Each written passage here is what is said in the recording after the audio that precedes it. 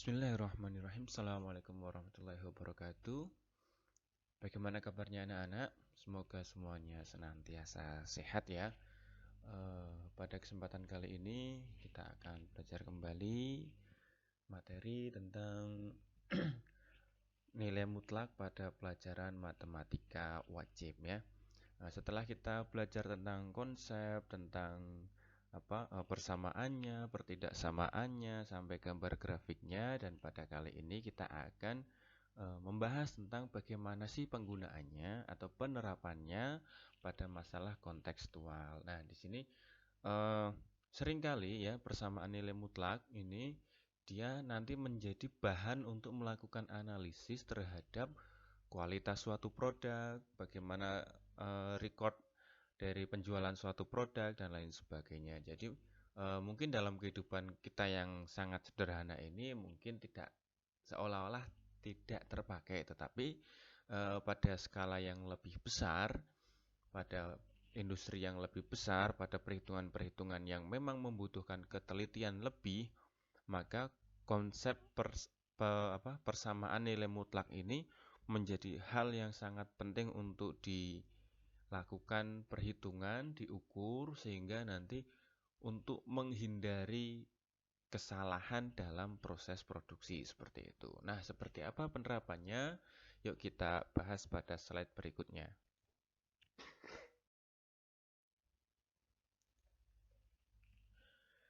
Penyelesaian masalah yang berkaitan dengan persamaan dan pertidaksamaan nilai mutlak ya. Ada beberapa langkahnya. Yang pertama, menyatakan besaran dengan variabel-variabel. Nah, ini maksudnya apa? Maksudnya adalah membuat model matematika.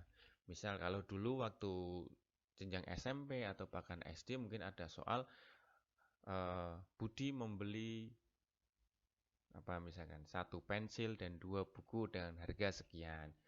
Terus Chandra membeli sekian buku, sekian pensil dengan harga sekian. Nah, buku dan pensil itu yang nanti kita konversi dalam bentuk variabel-variabel. Tentunya kalau di tadi contoh soal buku dan pensil itu yang menjadi variabel X dan Y itu adalah harga bukunya seperti itu. Nah, ini pun sama nanti eh, yang menjadi bahan diskusi apa, yang menjadi bahan pertanyaan apa, itulah yang nanti akan kita rubah ke dalam variabel-variabel X, Y ataupun semisalnya seperti itu. Nah, yang kedua, kita membuat modelnya. Nah, jadi setelah kita menentukan nanti variabelnya apa, berikutnya kita membuat modelnya. Nah, misalkan XY tadi, terus kita mendapat, oh ternyata 3X plus 2Y, X plus 3Y, dan seterusnya. Nah, itu yang disebut dengan model matematika. Nah, ketika model matematika itu sudah dibuat, maka berikutnya menyelesaikan. Menyelesaikan modelnya ya, misalkan nanti ketemu X sama dengan 5.000, Y sama dengan 10.000, misalkan begitu. Nah, itu penyelesaian dari model. Tapi belum selesai ya, karena yang menjadi pertanyaan itu adalah misalkan tadi harga buku, harga pensil. Nah, maka jawabannya bukan X ataupun Y. Maka setelah itu adalah kita melakukan penafsiran terhadap penyelesaian. Nah, yang X itu apa? Oh, X itu harga satu buku. Maka harga satu buku sekian ribu. Harga satu pensil sekian ribu. Nah, terus nanti biasanya kan ada pertanyaan lagi. Kalau membeli sekian pensil, sekian buku, berapa harus membayar? Nah, itu masuk pada penafsiran penyelesaian seperti itu. Nah, jadi langkah-langkah ini yang nanti akan dipakai pada tema apapun kalau bicara tentang eh, penggunaan konsep pada masalah kontekstual ya. Jadi nanti kita mengkonversi bentuk soalnya ke dalam variabel X, Y ataupun yang lainnya. Berikutnya kita menyusun model matematikanya berapa X, berapa Y dan seterusnya, menyelesaikan dengan konsep perhitungan. Habis itu menafsirkan penyelesaian. Ini nanti dipakai pada semua materi yang berhubungan dengan masalah kontekstual atau penggunaan konsep pada kehidupan sehari-hari. Nah, seperti apa nanti detailnya? Yuk kita lanjut pada contoh soal berikut ini.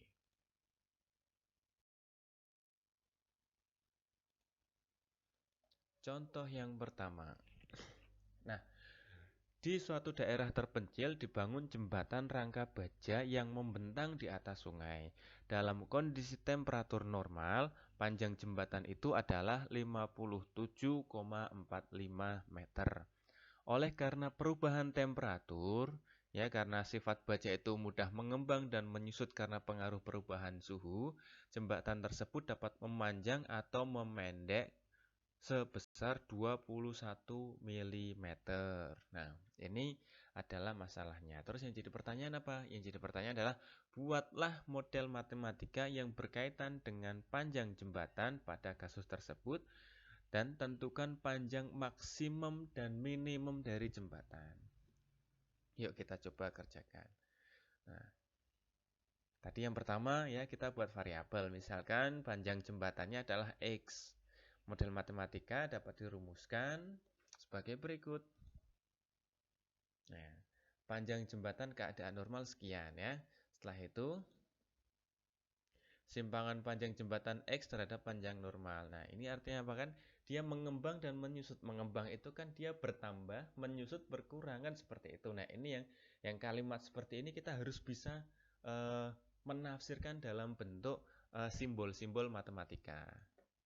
Nah, seperti ini jadinya. Jadi mengembang dan menyusut itu menjadi seperti ini. Nah, jadi X itu ya, dia nanti panjang jembatan yang berubah-ubah dan 57,45 ini adalah panjang keadaan normal seperti itu. Nah, dan muainya berapa panjangnya, yaitu 21 mm dan ini satuannya disamakan ya, dari tadi 21 mm berubah menjadi 0,021 ini adalah karena penyamaan satuan dari panjang jembatan yang ada seperti itu. Karena tidak bisa dihitung ketika yang satu satuannya meter, yang 1 mm dipaksakan sama ya nanti tidak bisa seperti itu. Ini sudah pernah dibahas pada materi jauh dulu waktu SD ketika mulai dikenalkan dengan satuan-satuan pada skala ukur seperti itu. Nah, 21 meter dari mana? 21 mm berubah menjadi ini ya. Jadi itu satuannya disamakan. Yuk kita lanjut. Model matematikanya adalah ya ini tinggal dituliskan ulang. Nah, bentuk model ini yang menjadi satu persoalan yang nanti untuk kita selesaikan untuk menjawab pertanyaan yang B. Berapa panjang maksimum dan minimumnya seperti itu. Nah, yuk kita lanjutkan. Nah, penyelesaiannya seperti ini ya. Terus perhitungannya ya. Kita menggunakan definisi ya dari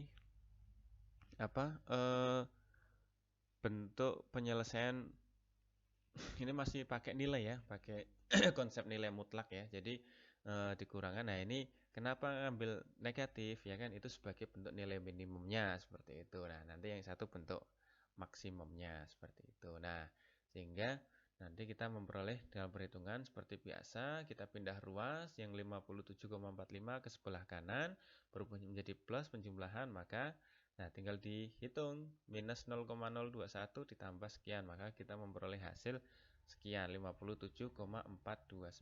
Atau yang satunya lagi bentuk maksimumnya ya. Jadi kalau minimum itu dia ke bentuk negatif, kalau maksimum berarti bentuk positifnya. Nah, maksimumnya adalah dari perhitungan kita memperoleh nilai 57,471 seperti itu. Nah, ini yang bagian terakhir ini itu adalah penafsiran. Jadi panjang minimum jembatan adalah, nah tadi perhitungannya, yaitu 57,429 meter dan panjang maksimumnya adalah 57,471 meter seperti itu ya. Jadi kalau seperti ini berarti kita sudah selesai dari tadi.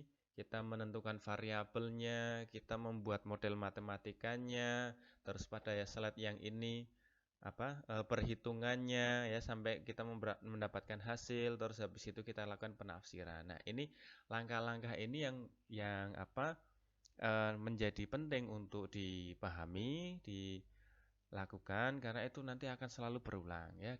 Kalau kita menghafal nanti repot kalau nanti soalnya berbeda. Tapi kalau kita memahami konsep itu nanti ketemu soal macam apapun, kita tahu konsepnya, maka kita bisa mengerjakannya dengan mudah seperti itu.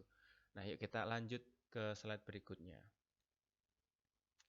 Contoh yang kedua, seorang karyawan di quality control. Nah, nanti kalau kalian bekerja di pabrik itu ada yang namanya bagian QC. Kalau kalian beli produk, kadang ada tulisannya pas QC, itu maksudnya adalah sudah lolos quality control. Jadi barang yang beredar, yang keluar dari pabrik itu sudah memenuhi standar. Nah, dalam menentukan kualitas standarnya itu setelah proses produksi selesai, maka harus dicek dulu. Nah, ini seorang karyawan quality control atau kontrol kualitas di sebuah pabrik baut memeriksa baut secara acak yang keluar dari mesin produksi. Baut yang keluar diharapkan memiliki diameter ulir rata-rata 7,4 mm. Pengawas kontrol kualitas menyatakan bahwa baut yang diameter ulirnya berbeda lebih dari 0,06 mm ya, 0,06 mm terhadap diameter ulir rata-rata akan dikembalikan untuk diadakan proses perbaikan. Tentukan selang atau interval diameter ulir yang dapat diterima oleh pengawas kontrol. Nah, jadi seperti tadi saya sampaikan di muka, bahwa pada perhitungan-perhitungan yang mendetail ya pada perusahaan besar ini akan sangat menentukan. Kenapa? Karena ada perbedaan ukuran sedikit itu nanti akan mempengaruhi kualitasnya. Seperti itu. Nah, yuk kita bahas. Misalkan ya bahwa diameter ulir yang dapat diterima oleh pengawas kontrol kualitas adalah D. Jadi nggak harus X ya, boleh ke huruf macam-macam seperti itu. Model matematika untuk masalah ini dapat dirumuskan dengan bantuan sebagai berikut. Nah, yang pertama, ya, diameter ulir rata-rata. Yang kedua, yang tidak sesuai rata-rata dengan toleransi 0,06 mm ya kan, yang entah itu lebih entah itu kurang, akan dikembalikan untuk diadakan proses perbaikan. Nah, dua ini kita tangkap duluan berikutnya. Nah, simpangan diameter ulir terhadap ulir D terhadap diameter ulir rata-rata tadi 0,06 ya. Nah, ini berarti bahwa diameter ulir yang diterima oleh pengawas adalah kurang dari atau sama dengan 0,06 ya. Jadi tadi ukurannya sekian, batasnya boleh lebih sekian, boleh kurang sekian. Nah, maka bentuknya seperti apa penulisannya? Bentuknya adalah seperti ini ya. Jadi D itu adalah ukuran yang keluar dari mesin, dicek, diukur seperti itu. 7,4 itu adalah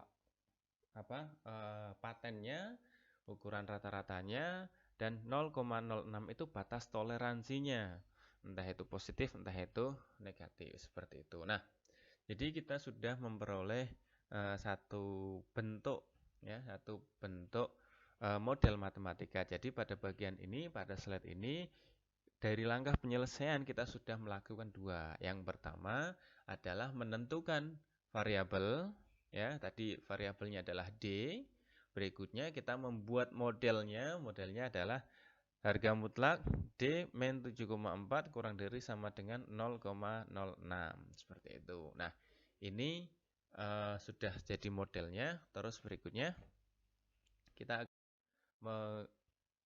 akan mengerjakan ya. Nah, model matematikanya ini tadi sudah, maka penyelesaiannya adalah seperti ini. Nah, harga mutlak D dikurangi 7,4 kurang dari 0,06 ya. Nah, maka itu artinya dia boleh lebih dari ya, dari rata-rata, tetapi dengan batasan adalah 0,06. Maka kalimat seperti itu ketika ditulis dalam bentuk kalimat matematika itu ada ini. Min 0,06 kurang dari sama dengan D Jadi itu adalah tadi hasil pengukurannya, dikurangi 7,4, ini adalah rata-rata yang dikehendaki, kurang dari 0,06 adalah batas maksimal. Jadi minus itu adalah batas minimal, terus positifnya itu adalah batas maksimal. Nah, terus dilakukan perhitungan ya. Kalau seperti ini, ada dua tanda ini, maka ketika memindah dari yang tengah, maka dia didistribusikan ke kanan dan ke kiri secara bersamaan seperti itu. Nah, kita dapat di sini minus 7,4 ya. Maka ketika pindah ke kanan menjadi plus 7,4, pindah ke kiri juga plus 7,4. Jadi sama, cuma penulisannya ini disatukan. Nah, berikutnya tinggal kita hitung saja ya. Dari yang sebelah kiri minus 0,06 ditambah 7,4 maka menghasilkan 7,34 dari hasil ukurannya, terus sampai 7,46 maksimalnya. Nah, jadi ukurannya itu ya. Ya, itu nilai D-nya. D itu apa? Nah, kita tafsirkan pada bagian terakhir. Nah, jadi selang interval diameter ulir yang dapat diterima ya oleh petugas QC adalah ya di antara 7,34 sampai 7,46 dalam satuan milimeter. Nah, ini adalah pembahasannya ya untuk penerapannya, dan nanti silahkan dicek. Saya akan memberikan tugas ya untuk nanti bisa dikerjakan oleh kalian. Nanti silahkan cek di bagian assignment atau tugas di aplikasi kalian. Nah, harapannya dengan adanya latihan soal nanti akan menambah pengetahuan kita, menambah pemahaman kita, dan itu akan melahirkan satu ilmu baru, dan semoga ilmu yang baru itu mengandung satu keberkahan. Karena berkah itu artinya kalau orang-orang ngaji itu barokah itu adalah ziyadatul khair fi khair, bertambahnya kebaikan dalam kebaikan. Maka kalau dari ilmu yang kita pelajari itu adalah ilmu yang baik dan melahirkan kebaikan-kebaikan seterusnya setelah kita belajar ilmu ya, misal ilmu tentang sholat. Nah, setelah itu kita jadi rajin sholat ya kan, dengan tata cara yang benar, kita lebih perhatian pada sholat kita, maka itulah barokahnya ilmu, salah satu tanda barokahnya ilmu. Nah, ulama yang lain ada yang berpendapat ciri-ciri sebuah amal yang diterima itu adalah Allah mudahkan untuk melakukan amal-amal berikutnya. Nah, ya itu bagian dari keberkahan juga, karena biasanya terkadang setelah kita melakukan satu aktivitas kebaikan, ada kalanya kita merasa udah cukup lah, nggak perlu lebih. Nah, itu bisa menjadi bahan renungan, apakah itu akan diterima atau tidak amal kita, ya wallahu alam seperti itu. Karena para ulama-ulama yang memang kepakarannya jauh di atas kita itu menyatakan melalui hasil kajiannya, hasil pengalamannya, bahwa salah satu tanda barokahnya itu adalah akan dibukakan kemudahan-kemudahan untuk melakukan kebaikan ya, seperti itu. Nah, pintu-pintu keburukan justru nanti akan kebalikannya, akan semakin tertutup seperti itu. Nah, itu maka dari itu semoga ilmu yang kita pelajari pada kesempatan kali ini itu menjadi ilmu yang barokah ya. Ya, terima kasih telah menyaksikan video ini, dan semoga bertambah ilmu, bertambah amal, dan semuanya dalam bingkai kebaikan. Sekian dari saya. Assalamualaikum warahmatullahi wabarakatuh.